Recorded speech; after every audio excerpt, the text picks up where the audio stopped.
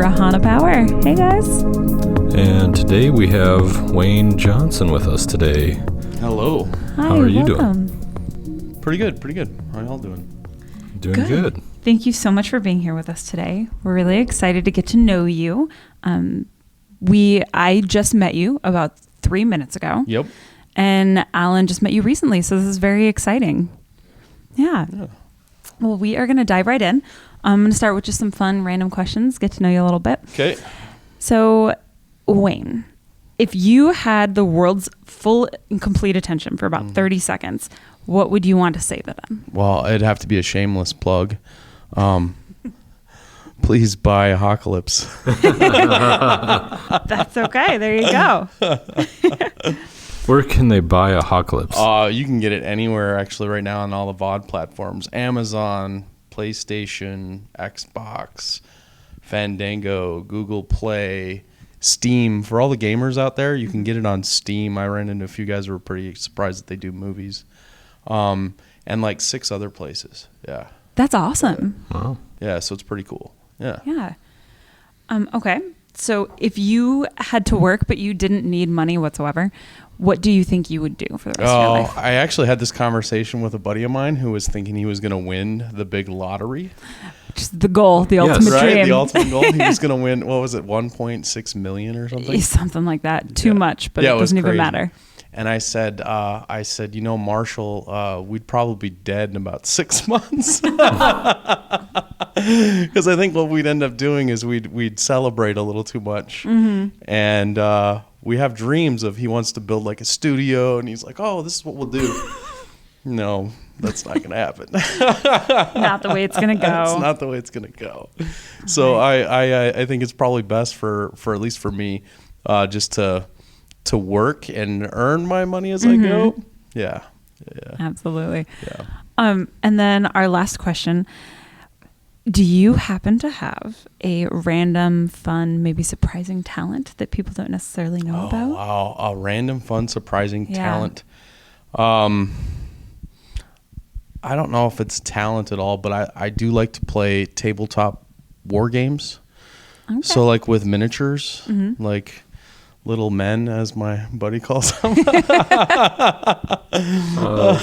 Like army men. Kind of. Yeah. We play like ancient strategy battles, you know, that kind of weird stuff. Yeah. Oh, like hex games or? No, they're you put the men down on the table, and then there's rules on how they move, and then they simulate combat from, you know, I don't know, 2,000 years ago.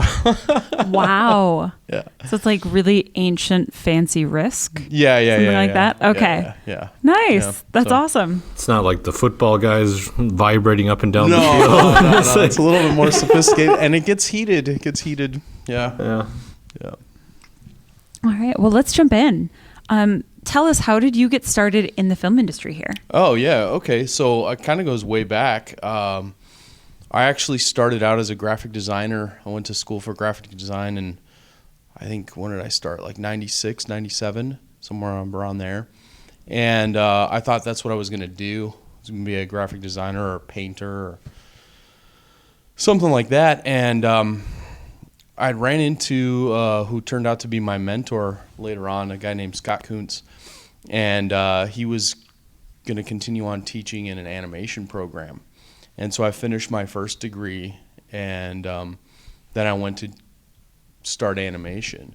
And it was computer animation, 3D animation. It was kind of, so it was 1998, early 98. And he quit, and then not long after that, he hired me as a graphic designer. Okay, cool. So I'm working as a graphic designer. About 6 months in, I got called from the school that I was going to school as, and they wanted me to teach. Oh, and wow. I'm like, what? Well, at the time in 1998, there was about 4 people in the whole state that had done any 3D animation, and they were all working, of course. And they needed somebody to teach an intro class, and I had done some basic 3D animation. And so I started teaching 3D animation, and then got into some more of that stuff. And about a year after that, we had, talking about cartoons and script writing, and which is a whole new world to me at the time. And about a year after that, I told a buddy of mine, I said, hey, I really want to make a movie. And he goes, really? And I said, yeah. I said, let's make a zombie movie. And he goes, all right. He goes, but it has to be about something. And I said, okay. And so in 1998, 99, somewhere in there, we started writing a movie called Ultra Pep the Movie. And it's about... Ultra Pep? Ultra Pep. Ultra Pep. Okay. So in about that time, energy drinks, it was just Red Bull. Oh. Yeah. Right? Uh-huh. Yep. And none of the other stuff had come out. There was nothing like that. But we had the forethought and the vision to see the future of the energy drink market. And we saw the giant cans in our heads, and we're like, oh, that's what they're going to be selling soon. And, all of this kind of a thing. And we said, what if there was an energy drink so strong that it would bring back the dead?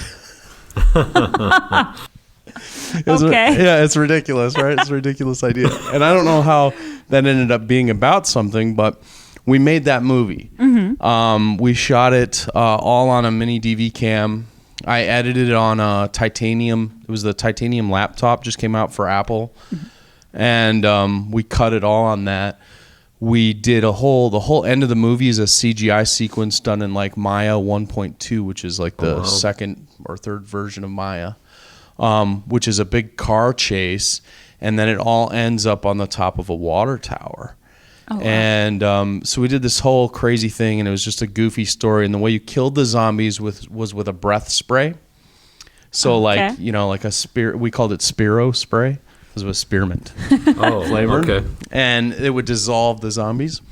And we shot that thing, and we did everything. It was me, Brendan Eddy. We had another guy named John Clark, who was basically our everybody, like grips, props, whatever we needed John to do, and then our actors. So the three of us and our actors made this feature film. Wow. Yeah, it was pretty crazy.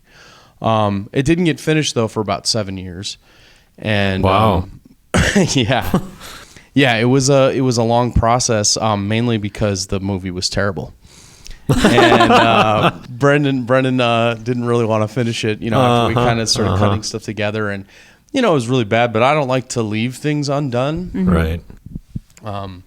I've got one other movie that's not done, but everything else I've finished, pretty much, and. So we finished it, and you can actually rent it on Amazon today. Oh, wow. Oh, really? Yeah, for 99 cents. That's awesome. There you go, everybody. Check it out. Ultra Pep the movie. Yeah, and so basically, we did that, and I said, this is what I want to do with the rest of my life. And it was like, that's what I want to do. I want to make movies. And wow. I continued to teach. I got into teaching filmmaking, and I kept going to school because I could go to school for free because I worked at a college. That's awesome. And so that was really huge. Cool. It was huge. I still have some loans, but like I did a lot of it. I have 6 college degrees actually. Whoa, Dang. That's a little insane. But I kept making films, and so that was how I got into it. Like it was like this is what I knew what I wanted to do. Like there was no other. It's like how can I figure out how to make the next one, which is what it is. Yeah, that's really cool. Yeah, so you just kind of walked into it. And yeah, it just happened. I walked into it, tried, and got smitten by it, so to speak. Yeah, the walk-on talent to the absolutely. team of filmmaking. And it got your attention. That's awesome. Yeah. What year was that? Because you're talking about the old Maya, so that's like. Yeah, like I think we started working on the visual effects stuff maybe in early 2000. Okay, so did you shoot like mini? You said mini DV. I think it took us mini DV. I think it took us 2 years on and off to shoot it. Okay, and then we got into post production. We kind of cut as we went, and there was always a scene that we seemed to lose the tape for. I think we shot the opening scene to that film 4 times because we kept losing the tape. Yeah. Or I don't know, maybe Brendan kept throwing it out. I don't know. Yeah. That's what took 7 years. Yeah, it's terrible. He was trying. Yeah. No, I understand, because I used to, as a film student, I shot on 16 millimeter. I could never get it right. Oh, yeah. Film is hard. It would always turn out either blank or overexposed, and it was just, And I kind of skipped all that. Yeah. Yeah, I only actually worked on one real film thing, and that was for a buddy of mine went to MCTC, and he needed help, and I helped him cut one. Nice. Yeah, that's where I went, MCTC. Oh, okay, cool. They made you learn. Yeah, they made you go there. Yeah, they made you do a film project. Yep. So tell us about your most recent feature-length film that you've done, and like how did that become a film that you actually decided you wanted to make? Okay, yeah. So my recent film is Apocalypse, which I plugged at the beginning there, and that actually was just released in August. And how it came about really was, that's my 10th film, and so it's my 4th feature film that I've made. Okay. And I hadn't done a movie in a while. I've been working on other stuff. So I had just finished working on a show called Danger and Eggs, which is a cartoon show, 25-episode cartoon show we did for Amazon. I was a production manager on that. And I had finished my 3rd feature, which was called The Horror. That's what we called it. It's a found footage kind of weird thing. And a friend of mine in the business, Nicole Fay, who does makeup, she's a makeup artist in town, and I've worked with her on I don't know how many projects, tons and tons of projects. And she had worked on a project called Black Creek, and they had a lot of like organizational problems, she said, on the film, and it was just kind of a nightmare getting it all put together. And the producer of that film said that he wanted to make another movie. He had the title Apocalypse for it. His name's Craig Patrick. And she said, okay, Craig, well, you can probably make this movie, but you need Wayne. There you go. They needed somebody to help organize it. That's originally why I was brought on, was to like just, help produce and kind of like keep things on track. And I like to get stuff done on time, and that's a big factor in making movies. And so Craig said, hey, I want to make this movie called Apocalypse. It's about hockey players. They win the championship game the same night as the zombie apocalypse happens. And I kind of was like, man, it's got to be zombies again? Like, can we do something else? There's a theme here. Yeah, there's a theme here, yeah. 20 years later, the same movie. And so I said, okay, I'll help you with the movie. I said, but I think it's got to be funny. And he's like, all right. And so we started concepting. He had kind of a plot outline, a really basic plot outline. And he had some character ideas from, he's been in hockey his whole life, and he owns a couple minor league teams now. Oh, wow. And so like he has that world, and he's kind of connected with those people. And so he had some of that stuff, and we started writing. And I think that was in like November. I finished Danger and Eggs in November of 2016. And then we all get laid off, and hoping for the next season, that kind of a thing. And we started writing, and he goes, well, we have to shoot this thing by the end of March. And I said, really? And he goes, yeah, well, the hockey team leaves at the end of March, and we need the hockey team for it. And he says, otherwise we have to wait until October to shoot it. Wow. And so we had to write the whole screenplay in about a month and a half. I had to budget it, schedule it, plan it, storyboard it, all of that stuff in basically about a month, maybe a month and a half. And we had to shoot our first scene in February on the ice because there was a whole bit on a frozen lake. And then we got into principal photography about 3 weeks later.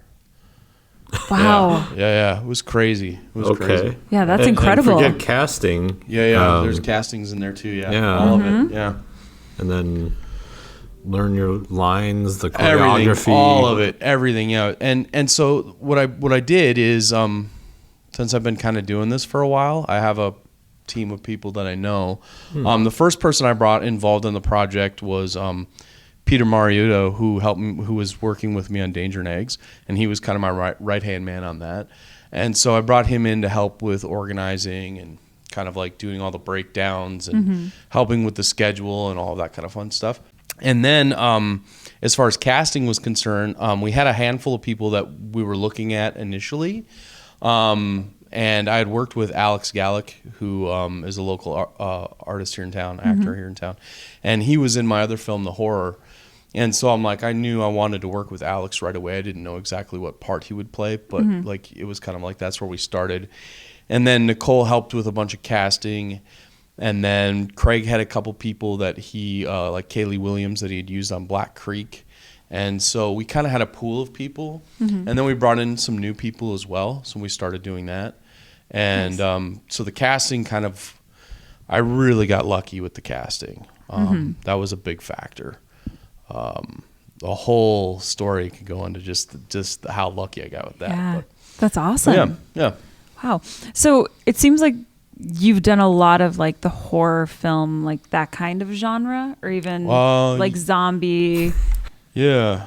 Yeah, I've that done kind of that, but I've done drama too. Have you? Do you have a specific genre that you enjoy doing more, or even that you maybe haven't touched yet that you really want to? Yeah. I haven't done a romantic comedy, which I think could be fun. I have an idea for one, but nice. The hard part about all of it is that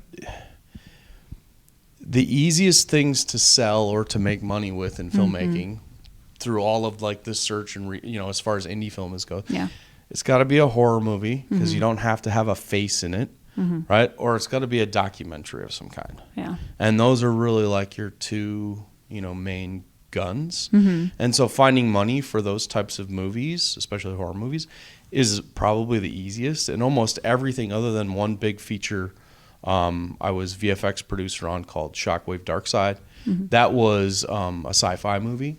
Oh, cool. Other than that, finding money for films has mostly been in the horror genre on almost everything I've worked on. Interesting. Yeah. Okay. Yeah. Well, I know that when it comes to doing a film first off, you were kind of in on the deep end right away when you started making a feature as your first film, right? Yes. That's incredible. It's and it's insane. Yeah. We didn't know any better. We're like, it's just got to be. Oh yeah, just put the tape in the camera. Yeah. Well, and then we're like, it's only got to be. I think at the time we had read somewhere where like we could get away with 71 minutes. And like that technically is a feature or something like that. Yeah. Nobody's going to buy that. It's got to be 80 minutes. Like, and that counts, like that's from a lot of the distributors we talked to. Yeah. That counts credits. So as long as the run time of the whole thing is 80 minutes, you're in the ballpark. So if you can stretch your credits, 5-10 minutes, you can get away with 7. 5 minutes, 75 nice slow minutes. Crawl. Yeah. Like a little blooper reel at the end. Yeah. And that's really good too if like you're trying to speed up the pacing of your film. Right. You can say, well, we'll cut it down to 70 minutes and 75 minutes and make the credits a little longer. Yeah. Okay. So I jumped into that, and then I started making shorts. Oh. So you kind of did it backwards. Yeah, I did it backwards. Yeah, I did it way backwards. Mainly because, like I said, we didn't know any better. And so in that way, I was really self-taught.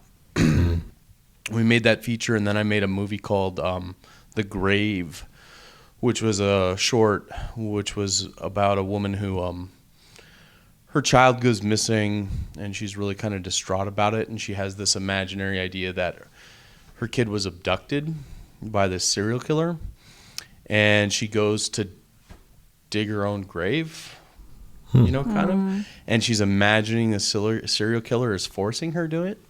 But the twist is it was just in her head, Wow. Kind of thing. Wow. Yeah. So it was easy enough. We could go to the woods and dig a hole, and Yeah. Yeah. That sounds really interesting. Were there certain inspirations for these films? Like, do you have filmmakers that you admire, or just films in general? Yeah, absolutely.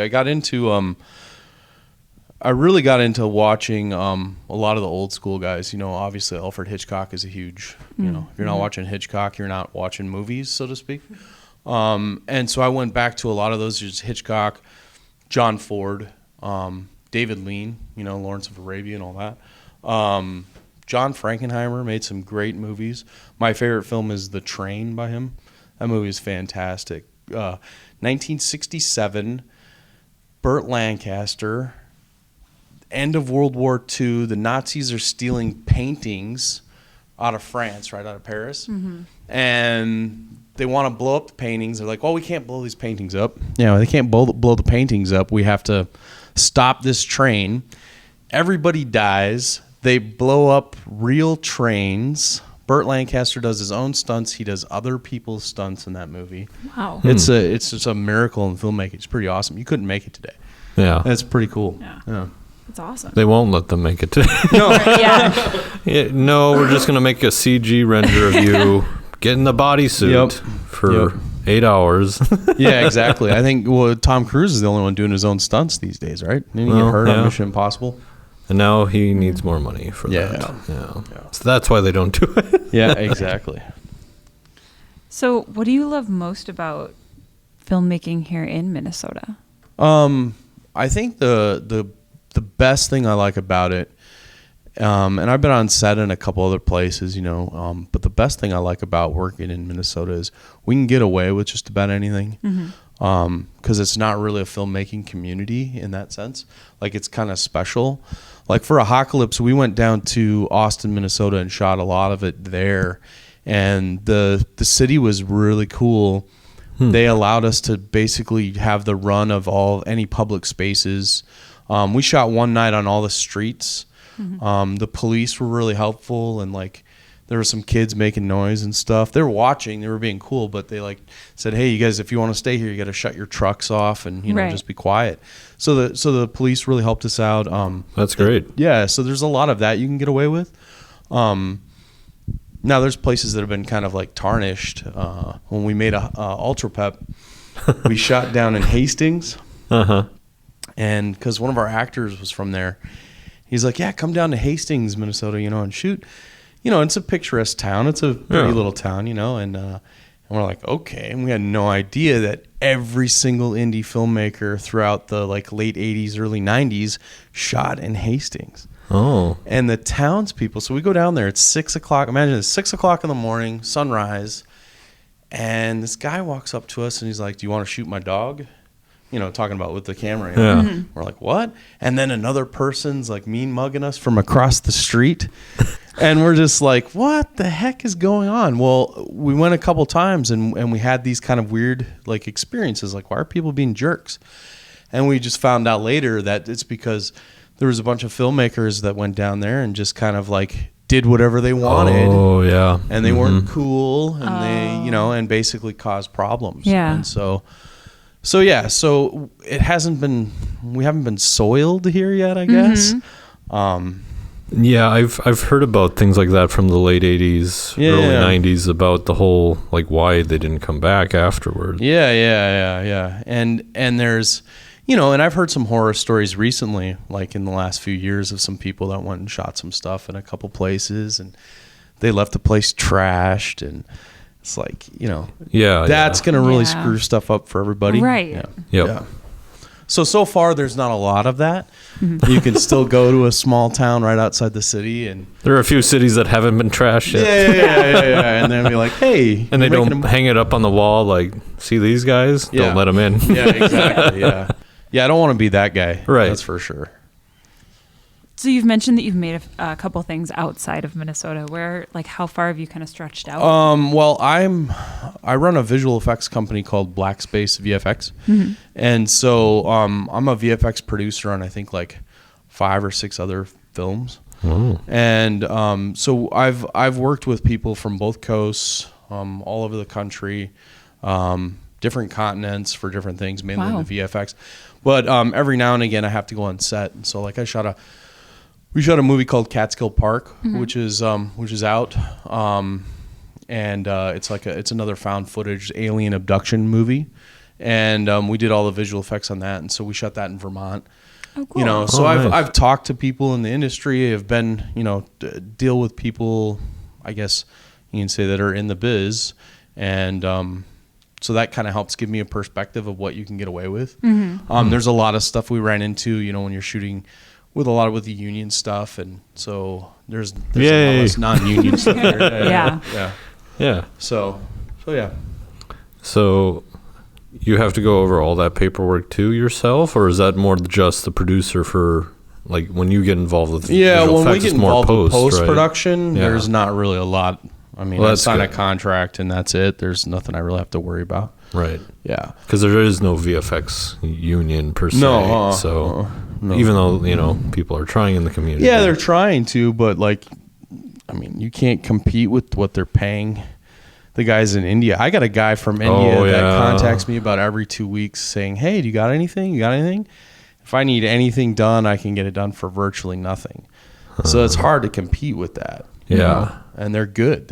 He's like, "Oh, Yeah, our last right. movie was the Avengers: Infinity War." Oh my gosh. And we can do your rotoing and whatever match moving for nothing. Oh, they outsource it everywhere. It's Yeah, just yeah. insane. Yeah.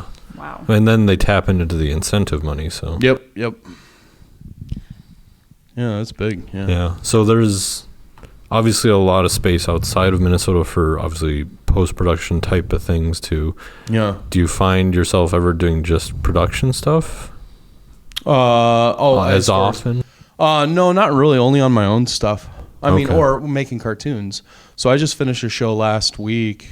It's called 12 Forever, and it's a TV cartoon for Netflix.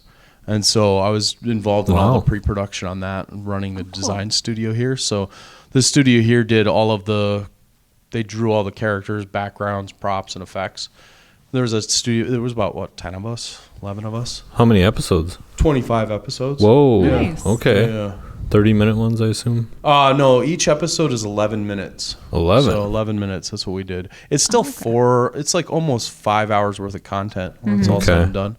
It's a lot of damn work, cartoons. Right. Well, yeah. Do you still wow. love it as much as you did when you first started? Cartoons are, I mean, in the process that I've been working on cartoons lately, I am exclusively a make sure they get their shit done guy, all right, as the production manager.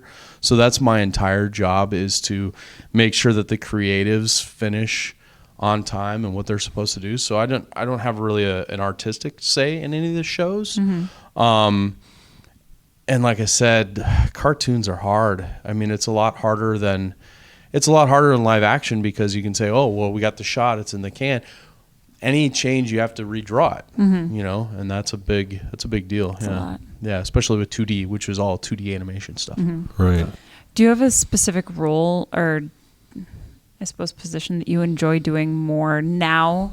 Now that you've been doing film and animation and all of that for so long. Well, I like to be in charge, so I like to be producing or directing. Like if I'm not, like that's really my thing. That's where I'm more of a big picture person in a lot of ways, and so that's where I'm really effective at hiring the right people, I think, and I'm also really effective in being able to make decisions, and that's where I feel I fit. Yeah. So yeah. So I can be kind of bossy in those situations. It's okay. That's necessary. It's absolutely you're necessary. good. Yeah. So, like, throughout your process, you mentioned, like, being on creatives to get their work done and such. Do you find that that's, like, one of the more challenging parts of your job, or what is the most maybe challenging thing you've encountered? I mean, motivating a group of people to complete a singular goal of, making whatever it is you're making, is challenging. Everybody has their own reasons for why they're doing it. And one of the things I learned years ago is to find out what those individual motivations were. So what motivates you to do what you're doing? And it may not be the end goal. Like maybe you're there just to be better at X, whatever it is. Well, I try and find out what that is for a person. And then I play on those motivations. I like that aspect of it. Completing a giant puzzle. Oh, yes. Is what we're really doing. This big, giant, complex puzzle that has so many moving parts. I don't know. I lost track of what the question was exactly. No, it's what are the challenges you faced or are the most dealing challenging? with those personalities, I think that's a big Personalities is a big factor. That's what it was on the cartoon shows, dealing with personalities. Not so much on the lower level artists, but dealing with the creators of the shows.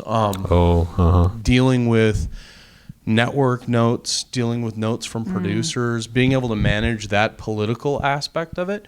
You know, when we did the show for Danger and Eggs for Amazon, they would give us 3 or 4 pages of notes on an 11-minute, animatic. Wow. Really? Like, what? And we'd have to make those changes because they were paying the bill. Mm-hmm. And so, we would dread getting those notes back, but, and you can negotiate some of them. Mm-hmm. But you had to deal with most of them. So that was a big factor. Plus trying to get all of the creative input from the creators of the show into it and the directors on the show into it. So you have, I don't know how many people we had involved in that, just making all those decisions for notes. Probably at least a dozen or more people, all giving notes. Mm-hmm. Yeah. Excuse me. And then on the Netflix show, it was kind of the same thing, except for Netflix was a completely different client, in the sense that their notes were really, they didn't have as big of a stake, even though it's a Netflix show. Mm-hmm. They didn't put up all the money for it, but they still got to give notes, obviously. But their notes were really minimal and really spot on, at least with the crew that we were working with. But there were other challenges. There's always challenges. So, and it comes down to personalities. And one of the things that I kept hearing over the years is, well, we're artists and we're not used to timelines and schedules. And I'm like, man, I'm an artist. And I know that when the client says I need it Tuesday, if I want to keep working for this person, I got to finish it by Tuesday, So interesting. Yeah, that would be a tough, line to toe. Yeah. Because it's like, you do want to be creative. If you're at that level where, or even if you're not, it's kind of like, well, you want my content. Right.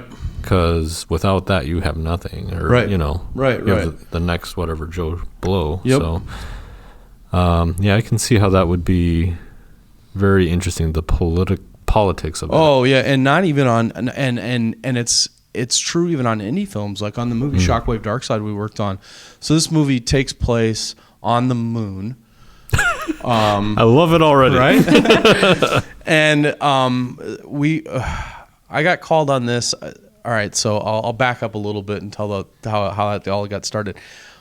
I work with a management company out of New York called Pipeline Entertainment. And maybe in 2007, I sent these guys a reel, and I sent them one of my short films, The Nihilist, which is a 20-minute World War I movie. And they're like, well, we don't have anything for you right now. Holy shit, this is a pretty cool movie, but we don't have anything for you. And I said, well, can I just keep sending you stuff? And they're like, yeah, sure, you can keep sending us stuff. Okay. So I kept sending them stuff. I did a commercial or whatever, and we did a bunch of music videos. And we did this music video for a local artist called Alicia Wiley, and it was all shot on green. It was all the environments were done in 3D, and I sent it to the guys at Pipeline, and they're like, "Wow, this is cool. We're making this sci-fi movie on the moon, and we need digital set extensions, crash spaceships and hills and crap." And can you do anything? Can you help us? And I said, like an idiot, yeah, we can do anything. Oh, no. Yeah. And then they're like, oh, well, it's in 3D. Uh-oh. Stereo 3D. They shot the whole thing in stereo. Mm-hmm. And I'm like, and now this is 2010. Right? Oh, okay. Right? So this isn't so we said, okay. So we did a test. And they liked the test. We did a test in 24 or 48 hours or something like that. And they liked the test, and we got the gig. 3 years later, we finished the film, and it was never released in 3D. Finished the whole thing in 3D. And when they got it distributed, the distributor wouldn't pay for the Blu-ray dual-layer disc that was needed to sell it in 3D. And that was really it's got... Shaniqua Martin Green from Walking Dead and new Star Trek Discovery, she's in it. The gal who played the main character was in like X-Men, one of the X-Men movies, First Contact or whatever it was, something like that. Yeah. Yeah. And so there were some names in it. But yeah. So on that movie, Never 3D though. It was and it was not cool. even theatrically or what? Nope. Nothing. Nope. The studio didn't believe in it. So and that's the problem. There wasn't. Yeah, we sold it to who we sold to. They sold to Uncorked, I think, was the distributor. And and sci-fi movies are hard anyway. It was originally conceived as a first-person, kind of found footage kind of thing, and then 2 weeks before the shoot, one of the producers, and this is where the politics starts, one of the producers says, we should shoot this in 3D. I got a guy who can shoot it in 3D for us that'll fit into our budget. And they reconceived the whole movie in 3D, which turned it into a bigger movie. Mm-hmm. And then I got involved and they saw what we could do, which turned it into a bigger movie. And we had 9 different people giving notes on that. And it was an indie movie, and we, took 3 years, and we didn't really they paid us, but we didn't make a lot of money on it. Mm-hmm. Do you ever get those notes and then see that they're kind of contradicting themselves? Like one person's giving you notes on one thing and the other person's giving you notes basically saying to do the exact opposite. What do you do in that situation? Well, then in those situations, then we had to pull the camera back and then that's when you start arguing and fighting. Mm-hmm. And you have to say, hey, look, one person has to give us the notes. You guys can decide, but I can't do this and this. Right. Like I said, because they contradict one another. Yeah. Yeah. Well, that's nice. Yeah. So that's part of the politics of it. So then navigating that. It's almost like you have to either compromise or take sides. Yeah, and really, filmmaking is a collaboration. Mm-hmm.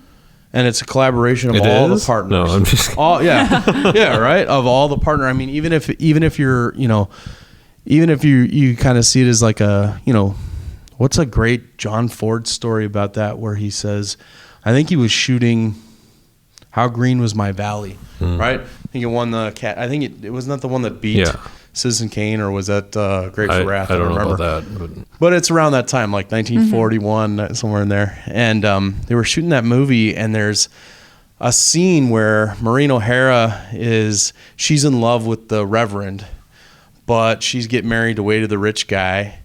And there's this scene right after the marriage where she's riding off in her coach, and the Reverend's standing under this tree in silhouette, really sad. And his cameraman says, should we get a close-up of that? And Ford says, he goes, no, they'll just use it. And so he played those politics by denying it, because they would send his movies back to an editor and he wouldn't necessarily get a hand in the editing, especially in those days, And so he would deny it. Or Hitchcock would do the same thing. He'd play the politics in the sense of like, what was it? It was A Man Who Knew Too Much. He redid his own movie because they wanted to do a movie with a soundtrack that they could sell a record to, and they put Doris Day in it. And so Hitchcock's full like, I'm not just going to make a movie where there's like a solo for no reason. Music has to be central to the plot. And so he remade that movie, and because the whole climax of the movie centered around this music piece, so that was kind of like how he played it. Yeah. Interesting. Yeah, I hadn't heard that. That's awesome. Very interesting. Yeah, so there's a lot of strategies filmmakers and producers have to employ to get their stuff done. Mm-hmm. Yeah, unless you're footing the whole bill, like crazy, Francis Coppola and Apocalypse Now. Oh God, what a story though. Yeah. That's a great story. Talk about going broke doing what you love. Contrary to that, then, what do you look forward to the most when actually starting a new project or doing a film you wanted made? Yeah, I think what's exciting about doing the next project, whether I'm working on something for someone else or myself, is that you have no idea where you're going to end up at the end. There's so many possibilities. Mm-hmm. And even if the project itself isn't successful, there's always something that you gain out of it. Like Shockwave Darkside, like what I was saying with that film, it wasn't a successful film, we finished it though, but it was such a Herculean effort for us to complete that. And it took us technically into places, we made a full stereo 3D movie in our basement, essentially, on off-the-shelf software.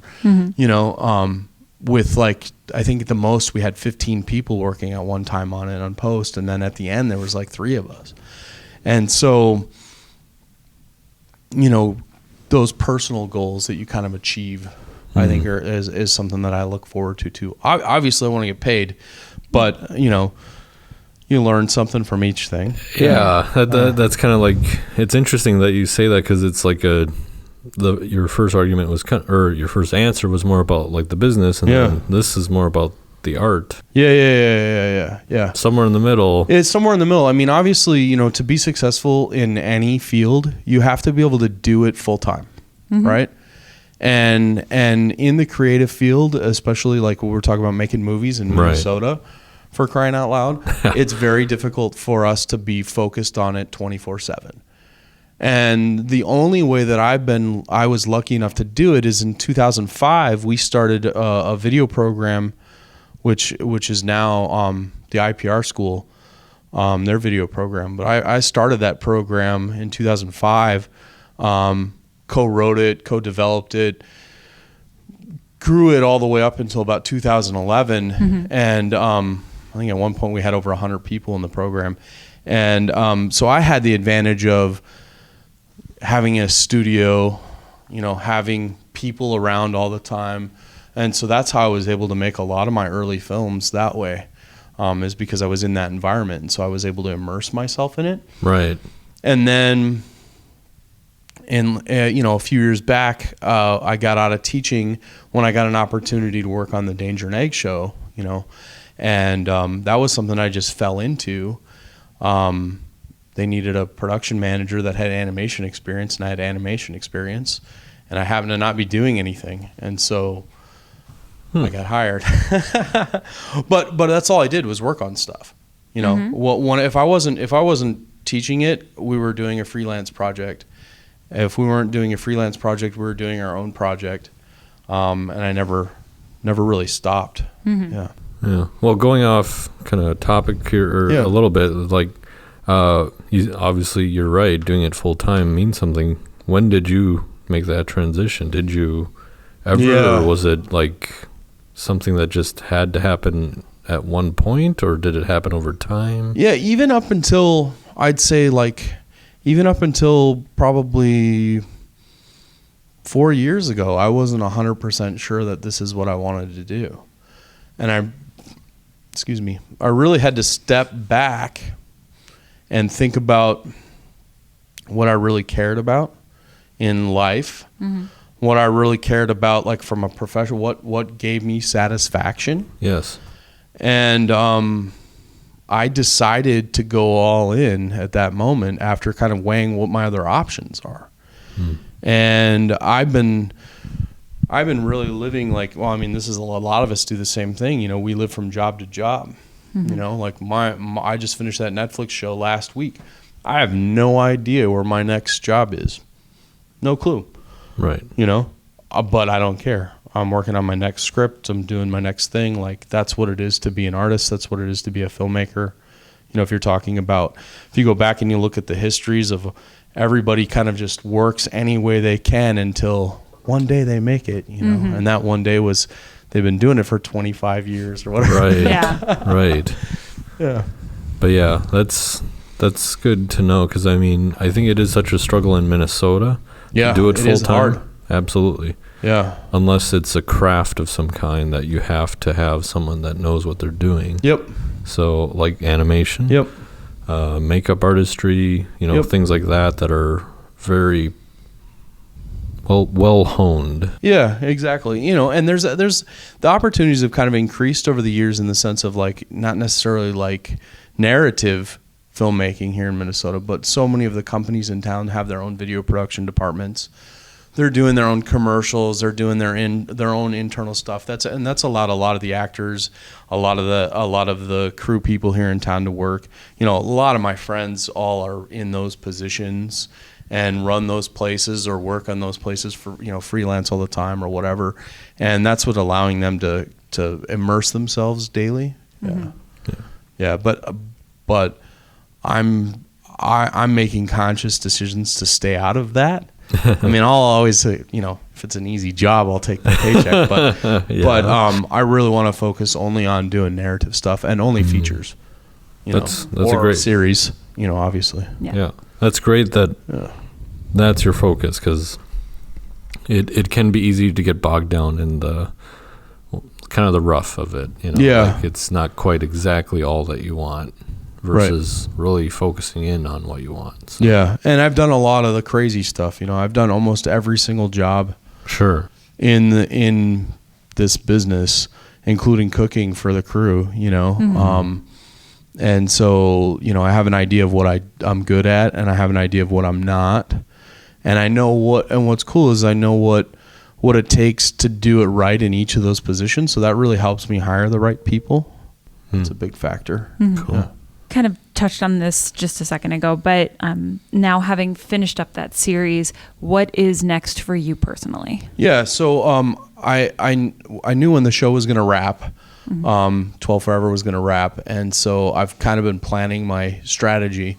So I saved up a little bit of cash. When you get laid off from a show, you can go on unemployment. It's nice, at least for a while. And basically what I'm going to do is I have 3 stories that I've basically written treatments for that I need to finish. And so I'm going to be writing scripts for as long as I can. Yeah. And the goal is to get 3 of them done. I have one that I'm working on that is tentatively called Leech Lake. Okay. And I'm going to try and have that done by Thanksgiving. And so I've got that all plotted out, and I've got all my characters and all that fun stuff. I just have to do the hard part, which is the write. Yeah. And so I have that. That's what I'm going to be doing and focusing on for as long as I can get away with it. And I'm hoping I can get away with it for about 6 months before I have to look for anything. That's exciting. Yeah. Yeah. Yeah. Well, where can people find your work? Or contact you if they want to reach out to you? Yeah. Well, you can find me on Facebook. I have a public page, which is Wayne Harry Johnson Jr. You can find me on IMDb. Matter of fact, I think in one interview I said my SEO is impeccable. So if you look up Wayne Harry Johnson Jr., you can find me anywhere. You can find Apocalypse. Go to apocalypsemovie.com, and that has links to basically all the VOD sites, and then we're selling DVDs too. So that's kind of cool. Really? Yeah. Okay. Yeah. I'd prefer if it was Blu-rays, but right. Yeah. But again, Blu-rays are expensive. Yeah. But all the VOD stuff is obviously HD. And then I just on my public site on Facebook, I just posted a bunch of my short films there. And then you can look up Black Space VFX. And then we have a Vimeo page, which is a bunch of stuff on there, a bunch of our commercial work as well. So I've done television commercials and all that kind of crap. Nice. Yeah. And lastly, I guess through everything you've mentioned today and beyond, what do you want people to remember about you the most? Like, what is it that you think, you want to be remembered for? I don't know. This is pretty arrogant, but I think I'm going to say it anyway. My mom was talking to me about Apocalypse, and she had said something like the actors were doing some promo stuff. And then she goes, "Oh, I saw the promo stuff on TV. They didn't mention you at all." And I said, "That's all right, Mom." I said, "If the movie's any good, they'll only remember me." There you go. I'm not trying to be a jerk, but that's yeah. I want to be remembered for good work. Mm-hmm. I mean, that's what it comes down to, don't we all? I mean, we want people to say, "Hey, those guys did some stuff," and yeah, that's cool. We remember that, and that's what I'd like, even if it was one thing, right? So, we got to make some more stuff though for that. Yeah, the next Marvel zombie movie, Something. whatever. Yeah. No, let's not do zombies anymore. More zombie. Can we just make You'll a plea invent to it everyone? for the next Wolverine versus zombies or whatever it Yeah, is. can I change my 30-second thing that I wanted to say at the beginning? Yeah. Please, no more zombies. No more zombies. The Walking Dead needs someone, so it's geez. I heard they're going to do spin-offs of that. Movies. They're going to do movies. Like Really? I was like, what? Yeah. 3 movies. They're like, really? We have 10 years of that? Don't they do? Isn't everyone like done with that? Like I've never watched it, so I mean, this is a completely season outsider 1 was the perspective. best. But then. People obviously like the show. Otherwise, it would have been on for 10 years, right? They made a spin-off, Fear of the Walking Dead. Yeah, they have a spin-off of that. Apparently, they really? Yeah. Oh, yeah. gosh. Both of these series had great first seasons. Yep. And then you kind of you can only go down that nihilistic path so long. We're all gonna die, Right. and everybody slowly dies as we go along, and it just gets worse and worse and worse. And like, I can't binge watch that show. Like, that's what I was thinking about. I'll binge watch a show. And it's like, no, it's too depressing. Like, you can watch maybe one season and then you got to stop, and you're like, man, I can't handle that much depression. Like, it's too bad. We need something to, and regardless of if the story's going downhill, like, it's just so, everybody it's intense, dies. It's crazy. Yeah. Can't we all just agree as like a community that we're done with The Walking Dead at this point? Like, can't we just say, all right, let's move on, let's get creative and come up with something new? Something different. new or something different, or the and obviously there's fans that love zombies in general. Right, yeah. They're doing a sequel. I just heard they're doing a sequel to Night of the Living Dead, George Romero's movie. And I'm like, really? Like, there's been so many unofficial sequels. Like, why would we do an official too one? much? See, this is your ballpark. See, you can. There's plenty of work to be had. There is. There is.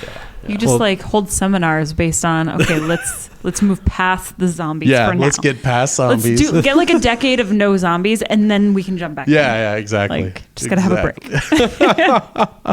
Well, Wayne, thank you for joining us. Yeah, thank you. Yeah, thank you so much for being here. It was awesome getting to know you and learn about your projects and everything. Yeah. Thank you very much. All right.